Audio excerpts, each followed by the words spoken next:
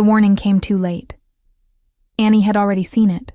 The letter, unfolded carelessly on the study table, its wax seal broken with the casual indifference of someone who had never feared consequences. She had not meant to read it.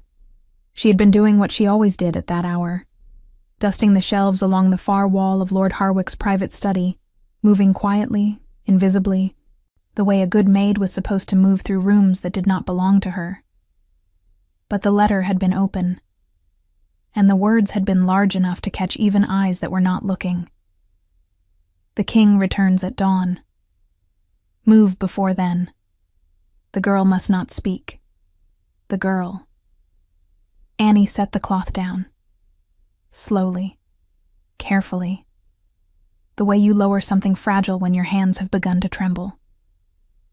She was 23 years old, and she had lived in Harwick Manor for 6 of those years, since her father's death had left her with no land, no name worth protecting, and no one willing to take her in except Lord Harwick, who had done so not out of charity, but because her father had owed him a debt, and Annie's labor was the currency of repayment.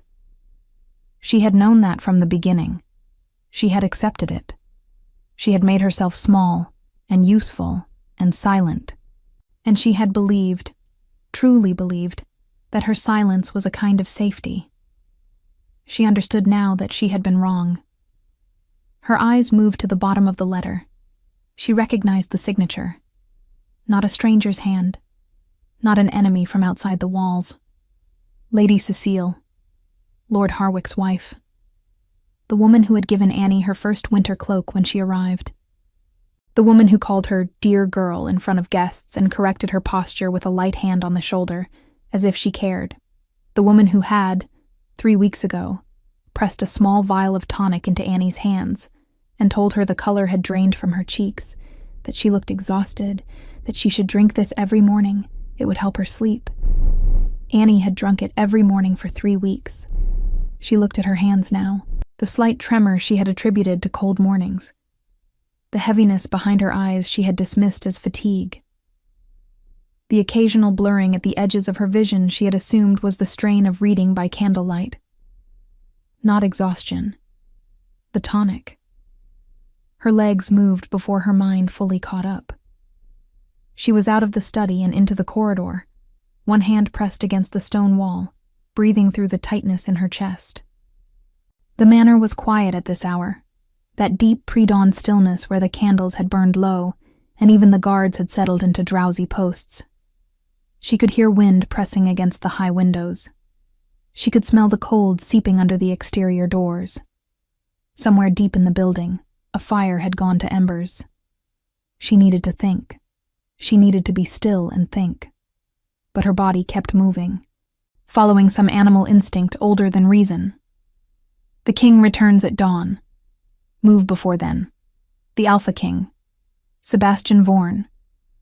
She had never seen him.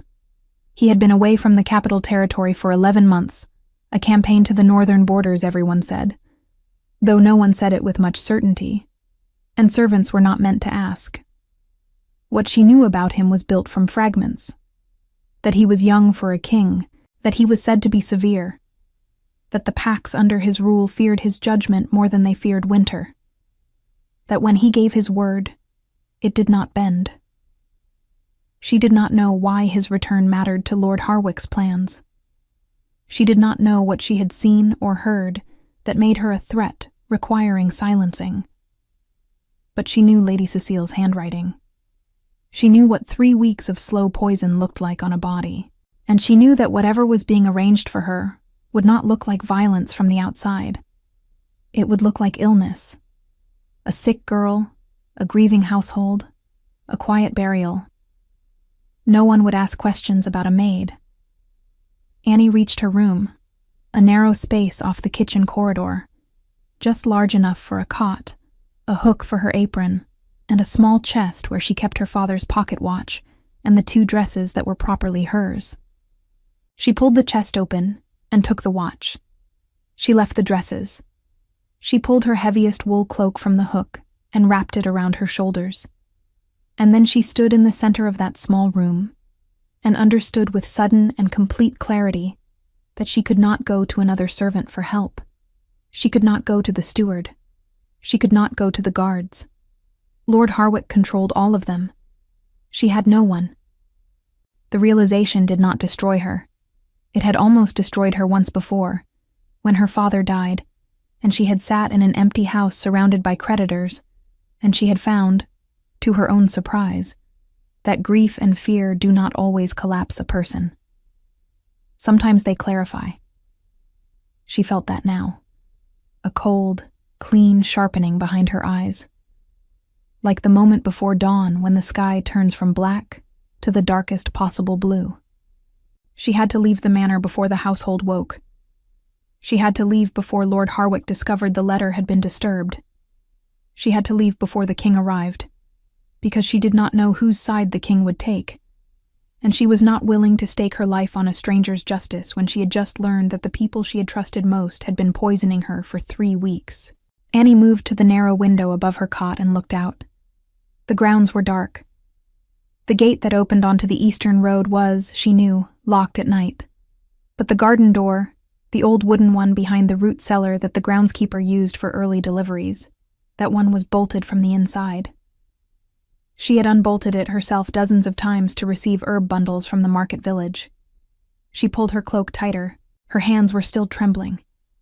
Her vision still blurred faintly at the edges. She went anyway. The garden was a tunnel of cold air and dark shapes, hedges she knew by touch, stone paths she had walked so many times her feet found them without light. She moved fast and low, hugging the inner wall, breathing through her nose. The smell of the estate at night was something she had never quite gotten used to. Stone damp with old moss, wood smoke from banked fires, the faint chemical sweetness of the groundskeeper's preservatives stored in the cellar nearby. Tonight there was something underneath all of it, something that had not been there before. She smelled horses, many horses, and something else. Something sharp and clean and entirely unlike the manor's familiar scents. Like pine resin and cold iron in a forest after rainfall, foreign and startling in the closed garden air. Annie stopped. The garden door was 5 feet ahead of her. She could see its outline. She could reach it in 4 steps. The sound of hooves on the gravel path beyond the outer wall was unmistakable. They were early. The king was early. She took the 4 steps. She reached for the bolt, and the garden door opened from the outside. She stumbled back. The door swung wide, and the cold poured in, and behind it stood a man so still in the darkness that for one impossible second she thought he was part of the wall. He was tall, broad through the shoulders, dressed in a dark riding coat still damp from travel, no insignia visible in the low light. His face was angled away, speaking quietly to someone she could not see beyond the door. Then he turned. She saw his eyes first. That was always the detail she remembered afterward. When she tried to reconstruct those seconds with any logic, not his height, not the exhaustion written plainly across his face from a long night's ride, not the quiet authority in the set of his jaw. His eyes, dark, sharp, carrying the particular alertness of someone who had learned to trust almost nothing and observe everything, found her instantly in the dark garden, and he went completely still. Annie did not move either. Her heart was loud in her chest. The trembling in her hands had moved up to her arms. She was a maid, alone, in the garden, in the middle of the night, clutching her father's pocket watch and clearly running from something. He looked at her for a long moment. Then quietly, with no theater and no command in his voice, just an even measured weight that somehow reached her better than shouting, he said, "Don't go back inside." Annie stared at him. "I don't intend to," she said. Something shifted in his expression. Not quite surprise. Something more careful than that. He stepped back from the door, leaving the opening clear, not blocking her, not directing her, simply waiting, with the patience of someone who had learned that cornered things needed room before they could be reasoned with. She did not know who he was. Not yet. She would not know until much later, when one of his guards addressed him and the name landed like something dropped from a height. But standing in that dark garden with the tremor of 3 weeks of poison still in her hands and the full weight of her solitude pressing against her chest, Annie looked at this stranger who had told her not to go back inside, and did not run from him. That, she would later think, was the first decision she made entirely for herself. She did not ask his name. That seemed important later. That she had not asked, and he had not offered, and somehow they had moved through the next several minutes in a functional silence that felt less like avoidance and more like mutual agreement. He had gestured once, toward the far end of the outer wall where the gravel path curved away from the manor's main approach. She had followed, not because she trusted him, because the only other direction was back inside, and the letter on the study table had made that impossible. There were 6 riders waiting beyond the wall. They were disciplined men. She could tell by the way they held their horses, still and quiet in the pre-dawn dark, not shifting or speaking or doing any of the small, restless things that ordinary men did when they were cold and tired from a long ride. They looked at her without expression when she appeared. None of them asked who she was. The man in the dark riding coat spoke to the nearest rider in a low voice. Annie caught fragments. The household is not to be disturbed yet. Hold the eastern approach. Then he turned back to her. "You're ill," he said. It was not a question. Annie's jaw tightened. "I'm recovering." "From what?" She looked at him steadily. He was watching her with that same careful attention she had noticed in the garden. Not invasive, not warm, simply precise, the kind of attention that did not miss much. "From trusting the wrong people," she said. He held her gaze for a moment. Then he nodded, once, as though that answer was sufficient, and turned to speak again with his men. She stood in the cold and tried to organize her thoughts. The tremor in her hands had steadied slightly in the open air, but her vision still carried that faint softness at the edges that frightened her more than anything else. She did not know what Lady Cecile had put in the tonic. She did not know how much damage 3 weeks of it had done. What she knew was that she needed to stop taking it, which she had already done, and that the effects would take time to clear. She needed rest. She needed food that she had prepared herself. She needed, above all, to stay out of Harwick Manor until she understood the full shape of what had been planned for her. What she did not know was where she was going to go. The man in the dark coat came back to her. He had removed his riding gloves and was holding them in one hand, and without them she could see a thin scar along the back of his left hand, old and silver in the low light. "There's a lodge," he said. "Half a mile east through the tree line. It belongs to the Crown. My men use it when traveling through this territory." He paused. "You could wait there while the situation in the manor is addressed." Annie studied him. "You don't know who I am." "No," he agreed. "Then why?" "Because you came through that garden door carrying nothing but a coat and something small in your fist, in the middle of the night, and you were clearly not leaving for a pleasant reason." He said it without accusation, simply as observation. "And because whatever is happening inside that manor, it appears to involve people who were not expecting me to arrive early." Annie felt the words settle. He knew. Not the details, not yet. But he understood the architecture of it. Someone in that house had planned around his schedule. Someone had timed something to happen before his arrival. She opened her hand. The pocket watch caught what little light existed, a small, worn thing, silver gone dull with years of handling. "My father's," she said. It was the only thing she had taken. She was not sure why she showed it to him. Perhaps because she needed to confirm to herself that she was still a person with a history, not just a maid running through a dark garden. He looked at it without touching it. "What is your name?" "Annie." "Annie," he repeated, not dismissively, as though he was placing it somewhere specific in his memory. I'm going to go inside and speak with Lord Harwick. My men will take you to the lodge. You'll be safe there." "You haven't told me who you are," she said. Something moved across his face. Not quite discomfort, not quite amusement. "No," he said. "I haven't." He didn't elaborate. He simply looked at her with that steady, measured attention. And Annie had the strange sensation of being seen very clearly by someone who was accustomed to seeing things clearly, and had simply decided she was worth the effort. She did not like how that felt. It was too much, too soon, from a stranger in the dark. "I don't need an escort," she said. "Tell me which direction." A pause. "East. Follow the tree line until the path forks. The lodge is the left fork." "Thank you," she said, and walked. She heard nothing behind her that suggested he tried to stop her or send anyone after her. She did not look back.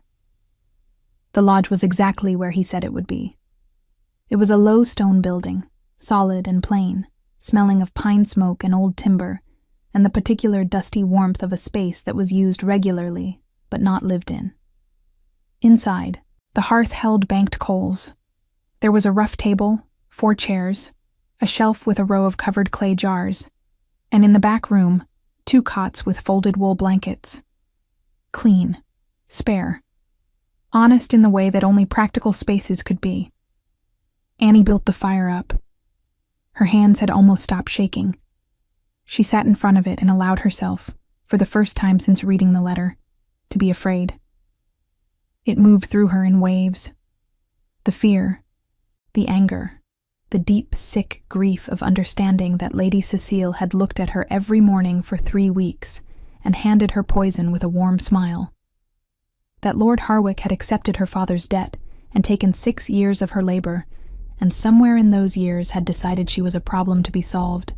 She thought of every meal she had eaten in that kitchen, every task she had completed without complaint, every early morning and cold corridor and ignored ache. She had made herself as invisible as possible, and it had not been enough. They had looked straight at her invisibility and found her anyway. She pressed her palms flat against her thighs and breathed. What did they want from her silence? The letter had said the girl must not speak. But speak of what? She had no secrets worth protecting. She was a maid. She had no land, no title, no fortune. Unless her father. She had not thought of it in years, because thinking of it brought no comfort and no possibility. But her father, before his debts had consumed everything, had been the steward of a small estate to the north.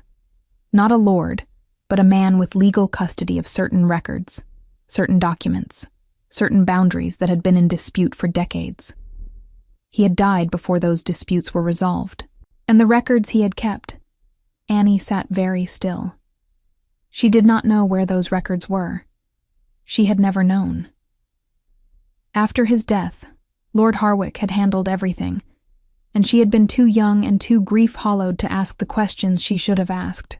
But if those records contained something that Lord Harwick needed buried, something that would surface if she ever spoke to the right person, or if the king's administration ever came looking, the king returns at dawn. She understood now why the timing mattered. Whatever Lord Harwick had done, or was doing, Sebastian Vorn's return to this territory threatened it. And Annie, who had been living inside that house for 6 years, who had seen and heard and carried more than anyone had realized, was a loose thread. They had planned to cut her quietly before the king arrived to pull it. The fire crackled. Outside, the sky was beginning to shift from black to the dark gray that came just before color returned to the world. Dawn was close. She could hear, faintly, the first bird starting somewhere in the tree line. She thought about the man in the dark riding coat. His voice. The way he had said, "Don't go back inside." Not as a command, but as something closer to a warning offered between equals, which made no sense given who and what she was. She thought about the way he had listened without interrupting, observed without touching, given her directions, and then stepped aside. She thought about what one of his writers had called him, quietly, when she was almost out of earshot. My king. Annie closed her eyes. She had walked away from Sebastian Vorn in the dark, and not known who he was, until she was already through the tree line. She pressed her fingers against her father's pocket watch, and felt the worn metal and thought, of course. Of course, the stranger who had told her not to go back inside was the one person in this entire territory with the power to make Lord Harwick answer for what he had done. And she had told him she didn't need an escort, and walked away alone. She almost laughed. It would have been a terrible sound, so she swallowed it. Outside, hoofbeats moved past on the main road, a group, moving toward the manor. Moving with the quiet purpose of authority that did not need to announce itself. The king had arrived. Annie sat by the fire, her father's watch in her hands, and waited to see what the morning would bring. And whether Sebastian Vorn was the kind of man who remembered a maid's name once the sun came up. He remembered. She had not expected that.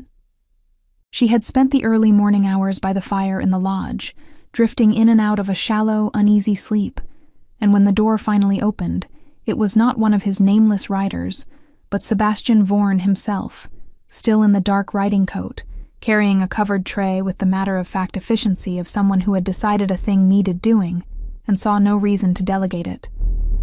Annie was on her feet before she was fully awake, which embarrassed her. He set the tray on the table without comment. Bread, hard cheese, dried fruit, a small clay pot of something that steamed faintly.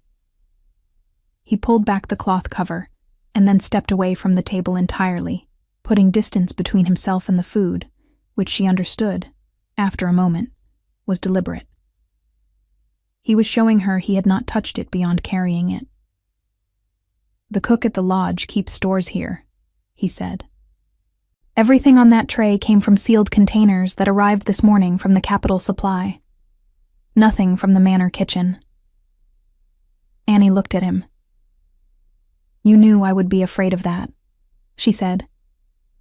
You'd been poisoned, he said simply. It would be strange if you weren't. She sat down and ate.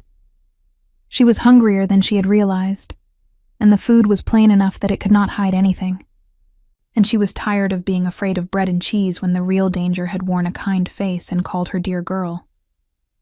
Sebastian sat across the table and did not eat, did not speak, did not watch her with the uncomfortable intentness she had half expected. He looked at the fire. He gave her the privacy of not being observed while she was hungry and shaken, and she noted that with a precision she could not quite suppress. When she was done, she folded her hands on the table. What happened in the manor? She said. It was not quite a question. Lord Harwick is being held for questioning. Sebastian's voice was even. His wife is also detained. My men are going through the records. What records? He looked at her then. That's what I came to ask you about. Annie was quiet for a moment. Outside, the morning had fully arrived. Pale winter light pressing against the lodge's small windows, the tree line visible in gray and brown and the dark green of pines. A ordinary morning. She found it strange that the world looked so unremarkable when everything inside it had shifted. My father was a steward, she said. Before he died. He kept records for a northern estate. Boundary records, tenure documents, contracts going back several generations. I was 17 when he died. Lord Harwick settled his debts and took me in, and I never thought to ask what happened to my father's papers. Those papers are in Harwick's private vault, Sebastian said. We found them this morning. Annie's hands tightened against each other. What's in them? Evidence, he said, that the Northern Territory Lord Harwick has been collecting taxes on for the past 6 years does not belong to him. The legitimate claim passed through your father's estate records, which means it passed in part to you. He paused. You didn't know. I didn't know, she confirmed. Her voice was steady. She was proud of that.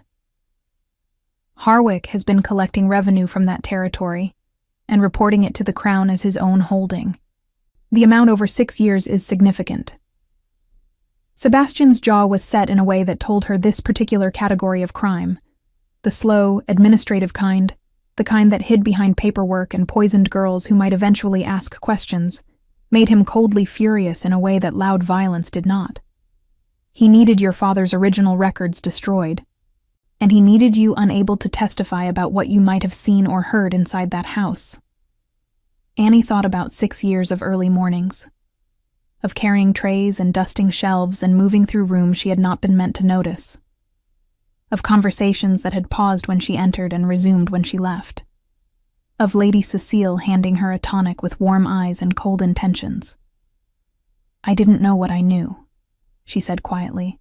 That's often how it works, Sebastian said. She looked at him across the table. In the daylight, he looked different than he had in the garden. Not less formidable, but more specific. The exhaustion from travel was still visible around his eyes. There was a tension in the way he held himself that suggested the morning had required significant restraint. He was perhaps 30, perhaps a little older, with the kind of face that had been made harder by responsibility rather than cruelty, a distinction she was learning to recognize. Why did you come here yourself? She asked. You could have sent someone. A pause. Not a long one, but deliberate.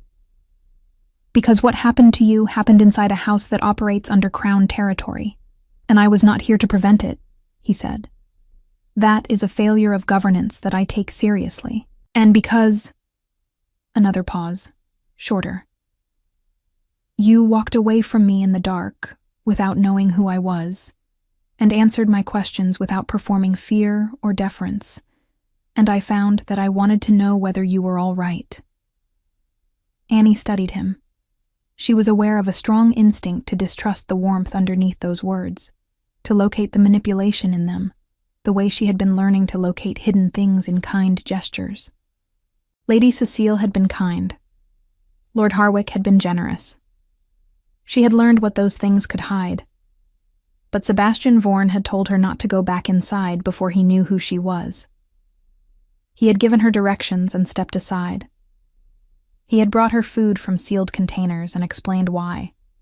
He had come himself because he thought he owed her that. She did not trust him. But she noted the difference between what he had done and what she had been taught to expect. I'm better than I was, she said. The effects will pass. He nodded. There's a physician in my traveling company.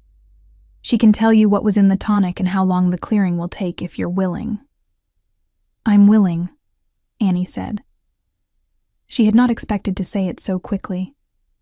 The speed of her own answer surprised her slightly, and she saw from the brief shift in his expression that it surprised him too.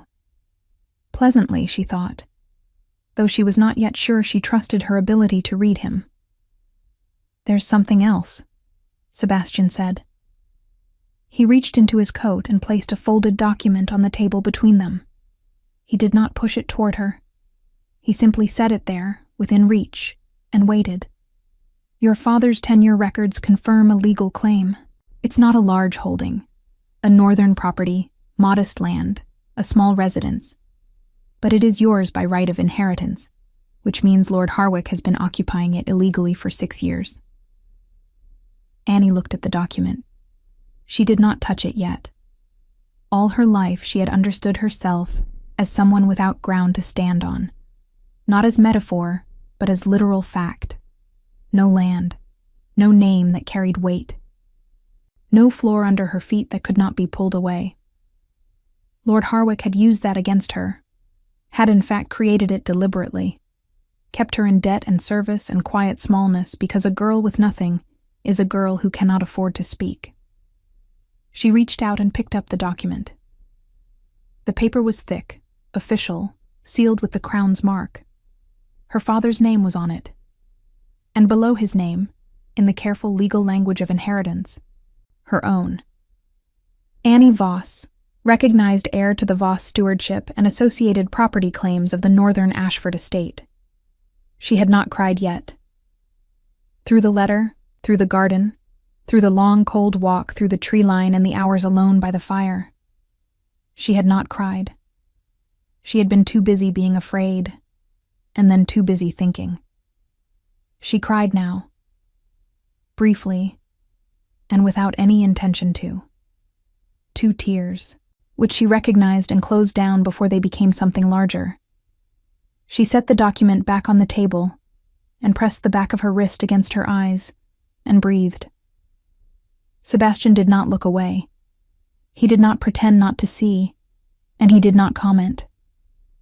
He simply remained where he was, present and still, and she understood that he was allowing her the dignity of the feeling without making her perform composure for his comfort. When she straightened, he was looking at the fire again. "What happens to Harwick?" she said. Her voice was level. "He will face a formal inquiry before the council," Sebastian said. "The evidence is substantial. His wife's correspondence confirms conspiracy and intent to harm.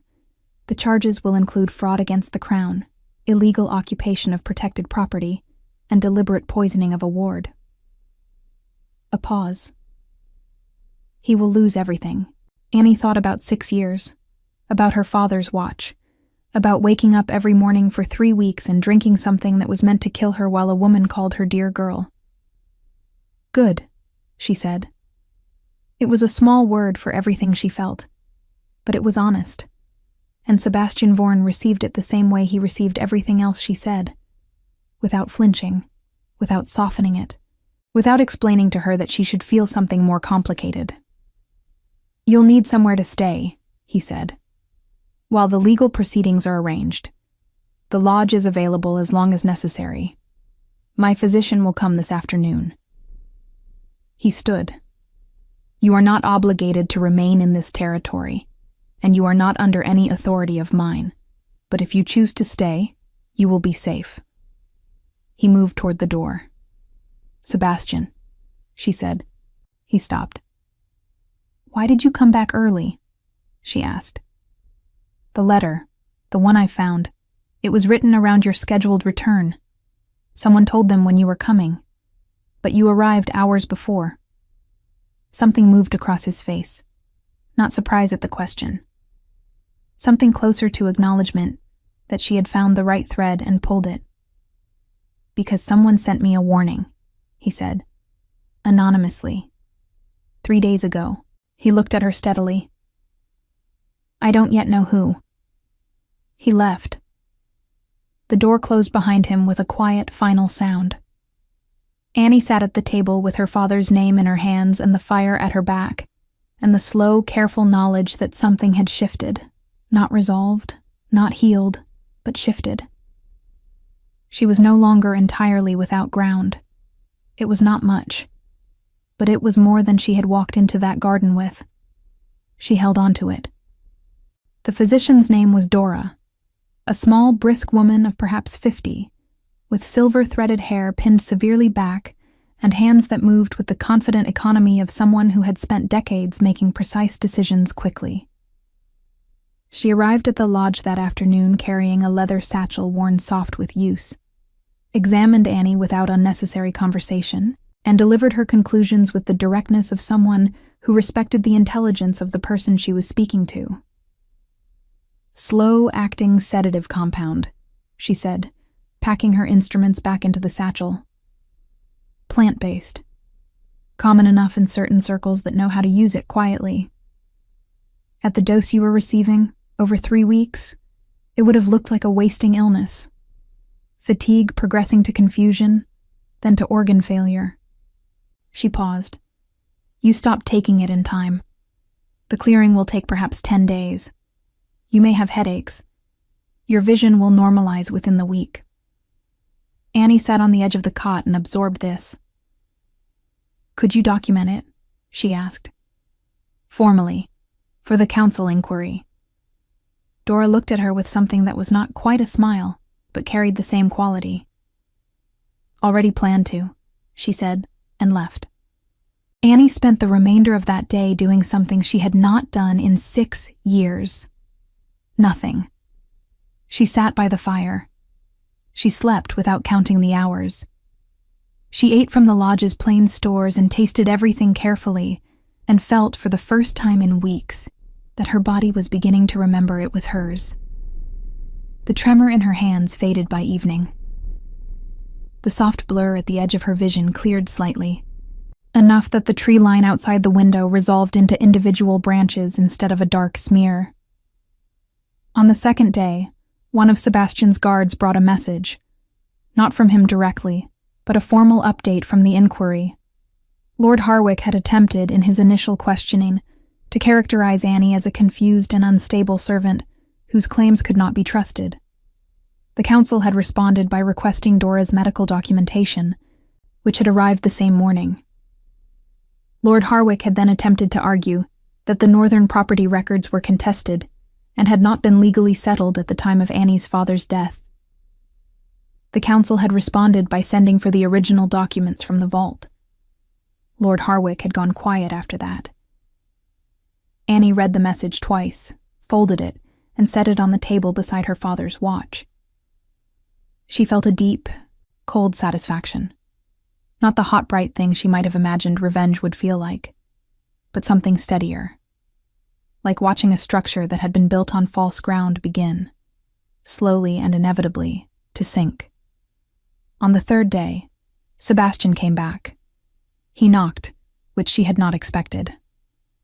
She opened the door, and he was standing in the pale afternoon light, without the riding coat this time, in a plain dark tunic and traveling trousers.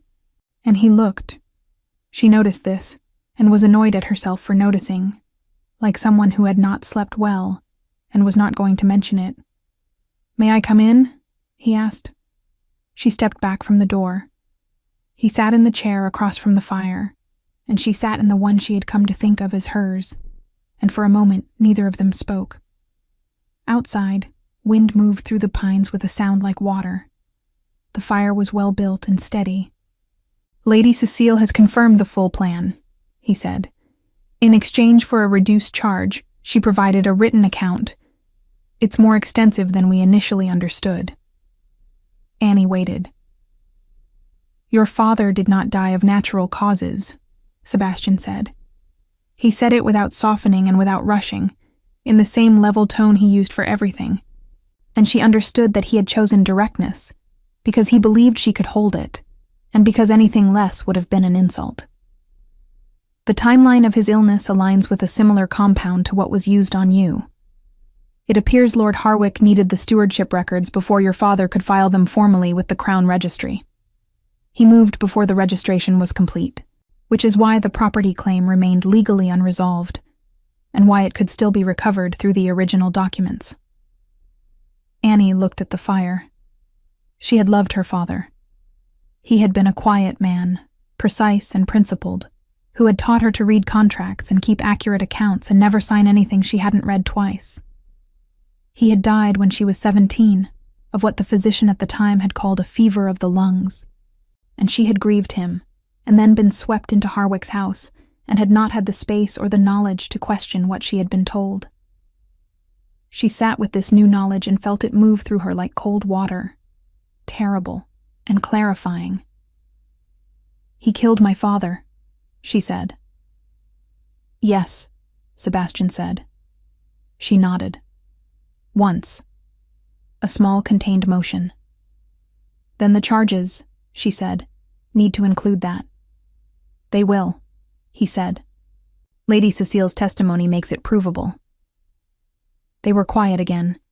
The fire shifted and settled. "You said someone sent you a warning," Annie said, "anonymously, 3 days before you returned." "Yes." "Have you found out who?" Sebastian was quiet for a moment. "We have a reasonable idea. There was a housemaid at the manor, older woman, been in service there for many years. She disappeared the morning we arrived. We believe she sent the warning and then left before Harwick could realize what she'd done." Annie thought of the women she had worked alongside in that house. Most of them she had kept at careful distance, not from coldness, but from the learned habit of not giving anyone more access to her than necessary. But there had been one, Margaret, gray-haired, sharp-tongued in a way that was somehow kind, who had once told Annie, unprompted, that she had a face that trusted too easily and should practice looking less open. Who had, 3 weeks ago, watched Lady Cecile hand Annie the tonic with an expression Annie had not been able to read at the time. She understood it now. "Margaret," Annie said quietly. Sebastian did not confirm or deny it, but something in his stillness told her she was right.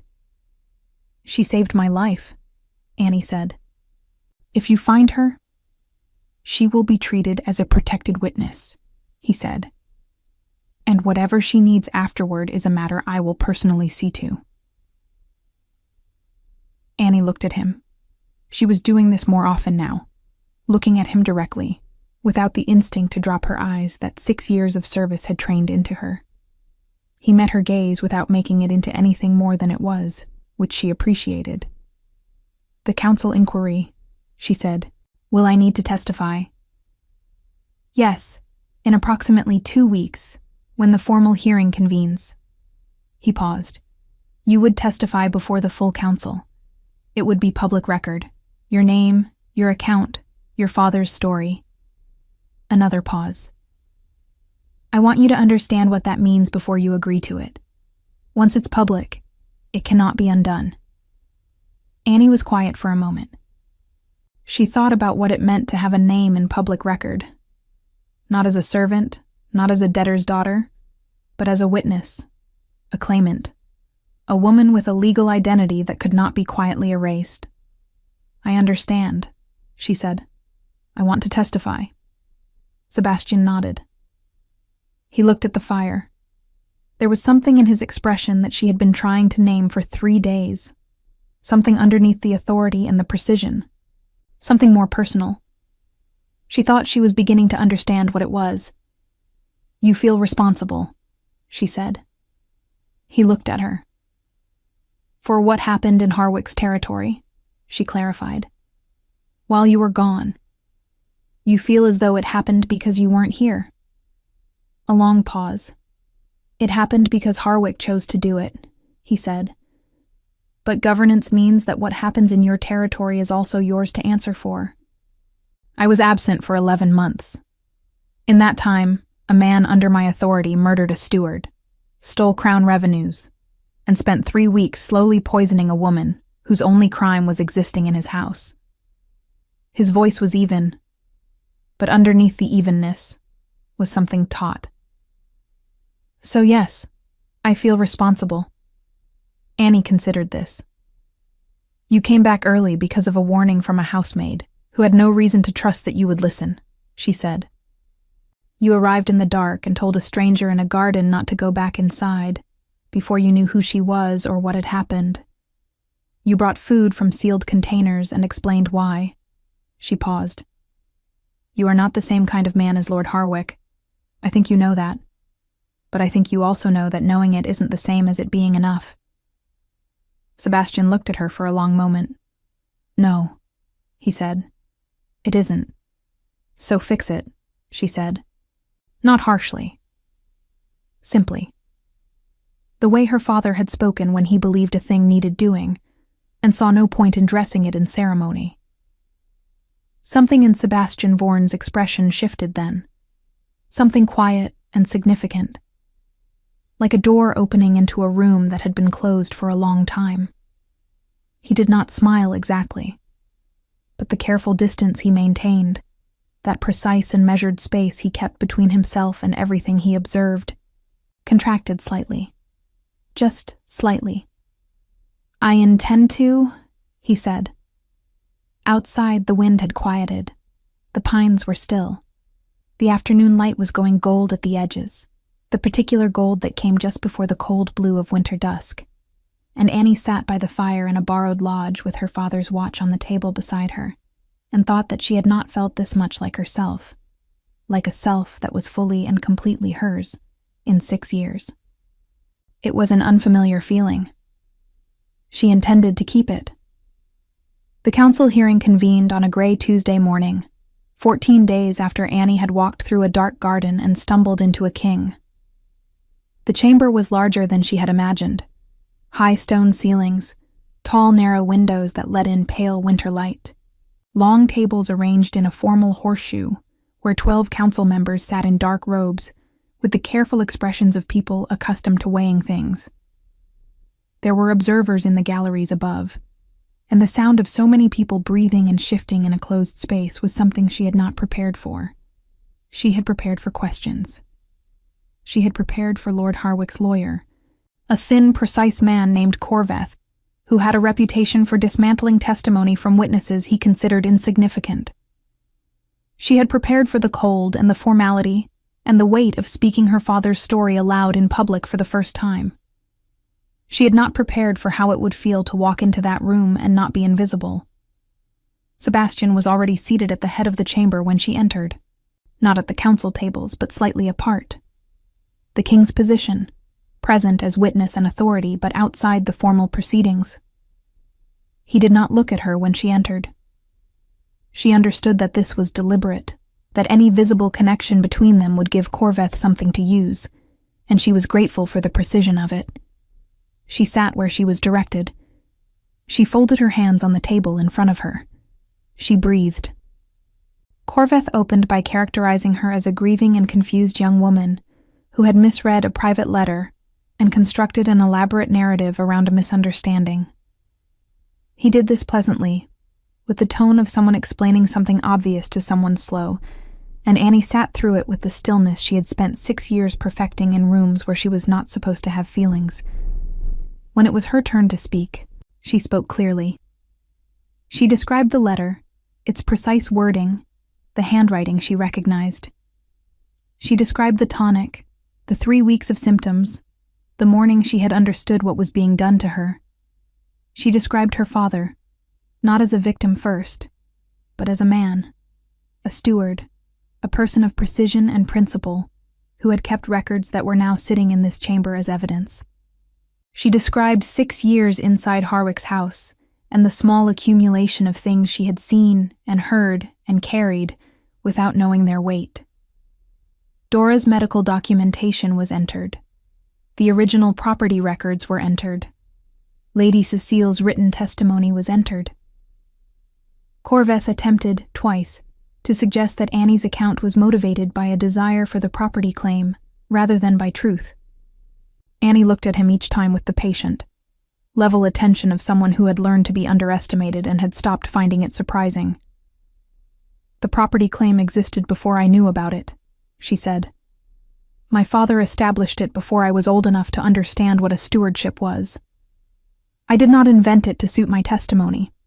Lord Harwick spent 6 years trying to make sure I never knew it existed, because knowing it would have given me the standing to ask questions he did not want asked."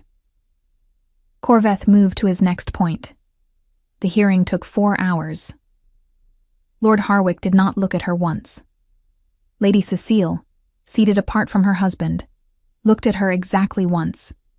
Briefly, at the beginning, with an expression that Annie spent several seconds trying to read before she decided it did not matter. Whatever Lady Cecile felt, regret or defiance, or the particular coldness of someone who had done a calculated thing and was now calculating the cost, it was no longer Annie's problem to understand. The council deliberated for less than an hour. The verdict, when it came, was not delivered dramatically. It was read aloud by the council's head secretary in the flat, precise language of legal record. Lord Edmund Harwick found guilty of fraud against the Crown, illegal occupation of protected inheritance property, conspiracy to cause harm, and complicity in the death of Steward Thomas Voss. Lady Cecile Harwick found guilty of conspiracy and deliberate poisoning, sentencing to follow within 30 days. Lord Harwick would lose his title, his holdings, and his freedom. Lady Cecile would face a lesser sentence in exchange for her testimony, but would carry a permanent legal record. The Ashford estate and all associated northern property claims were formally registered in the name of Annie Voss, recognized heir, effective immediately. Annie sat in the council chamber and heard her father's name spoken aloud in public record and felt the thing she had been holding compressed and tight in her chest for 14 days. For 6 years, really. For all the years since 17 when the ground had been pulled out from under her. Release. Not dissolve. Not vanish. Release. Like a fist finally opening. She did not cry. She had done that once in the lodge, over a document with her father's name on it, and it had been sufficient. What she felt now was quieter and more permanent. The particular calm of a debt being paid, not to her, but to truth. Her father had kept honest records. He had been killed for it, and the records had survived him, and they had done exactly what he had built them to do. She thought he would have found that fitting. Afterward, the chamber emptied in the gradual way of formal spaces, people gathering papers and speaking in low voices and making their way toward doors in no particular hurry. Annie remained seated for a moment, not from inability to move, but from a desire to let the room empty around her, to have one quiet minute inside this space where something important had been made permanent. Sebastian found her there. He came without ceremony, without the formal distance of the hearing, and sat in the chair beside her, not across from her, beside her. And for a moment they simply existed in the emptying chamber together, in the way of people who had become accustomed to each other's silences. "It's done," he said. "Yes," she said. "How are you?" She thought about it. She considered giving him the surface answer, the competent answer, the answer of someone who had their footing and did not need to be asked twice. Then she thought about the fact that he had asked genuinely, and that she was tired of performing composure for people who were not actually interested in the answer. "I'm relieved," she said. "And I'm sad. I thought I had already grieved my father. I didn't know there was more of it still waiting." Sebastian was quiet for a moment. "Grief doesn't always arrive in order," he said. "Sometimes it waits until there's room." She looked at him. "That sounds like something you know from experience." "My father died when I was 22, he said. "I was in the middle of a border negotiation. I didn't have time to grieve him properly for nearly a year." A pause. "When I finally did, it surprised me. I thought I had already done it." It was the most personal thing he had said to her. She received it carefully, the way you receive something offered without expectation of return. "I'm sorry," she said. "So am I," he said. "For yours." They were quiet. Outside the high windows, the winter sky had shifted from gray to the pale, luminous white that sometimes came after clouds thinned without fully clearing. "The Ashford property," Annie said. "I don't know what condition it's in. I don't know if the residence is livable. I don't know anything about managing a northern estate." "No," Sebastian agreed. "But you know how to keep accurate records, how to read contracts, and how to recognize when something is being hidden from you. Those are the most important skills." A brief pause. "And the Crown has administrators who can assist with the practical transition. It would not be unusual to request that support." "Would it be unusual," she said carefully, "for the king to take a personal interest in the transition?" A pause. Longer this time. "It would be noted," he said. "Yes." "And would that concern you?" He turned to look at her directly. In the pale winter light of the emptying chamber, he looked, she thought, like someone who had decided to stop being careful about something. "No," he said. "It wouldn't." Annie held his gaze. She thought about trust, about how she had understood trust before, as something you extended by default until it was broken, and how she understood it now, as something you built slowly from observed evidence, from consistent action, from the accumulation of small proofs. She thought about a man who had said, "Don't go back inside in the dark" to a stranger he had no reason to protect, who had brought food in sealed containers and explained why, who had come back to the lodge himself, 3 days in a row, not because it was required, but because he had decided she was worth coming back to. She was not the same person who had dusted shelves in Harwick's study. That woman had been careful and small, and had believed that invisibility was safety. She had learned, at significant cost, that it was not. What was safe, what actually held, was ground you had earned, name you had proven, and the careful, patient work of knowing who deserved to stand beside you. Then it wouldn't concern me either, she said. Something settled between them. Not dramatic, not sudden. The quiet settling of something that had been finding its shape for 14 days and had finally arrived at it. Margaret was found 3 weeks later, living in a village 2 days east of the capital, in a rented room above a bakery. She was brought, gently, with an escort Sebastian had personally selected for the task, to a formal interview, where she confirmed everything and was granted full protected witness status. She cried twice during the interview and apologized for it both times, and the council secretary told her there was no need to apologize, and she told him she was not apologizing to him. She retired with a crown pension to a small cottage near the village where she had grown up. Annie visited her twice in the first year. Lord Harwick was stripped of his title and imprisoned in a crown facility north of the capital. His assets were redistributed. The crown recovered the 6 years of fraudulent tax revenue, and the Harwick estate was placed in administrative receivership pending sale. He lived another 9 years in custody, growing smaller and quieter with each one. And when he died, it was of an ordinary illness, which struck most people as insufficient, but was what it was. Lady Cecile served 4 years under house arrest in a crown property, and was then released into private life with a reduced name and no social standing. She moved to a coastal town far from the capital and was not heard from again in any context that mattered. The Ashford estate, when Annie finally saw it in early spring, was in better condition than she had feared. The residence was sound. Stone construction, good bones, needing maintenance but not rebuilding. The land was modest and northern and cold in a way she found she did not mind. Her father had walked these fields. She could see, looking at the property lines, why he had cared about the records.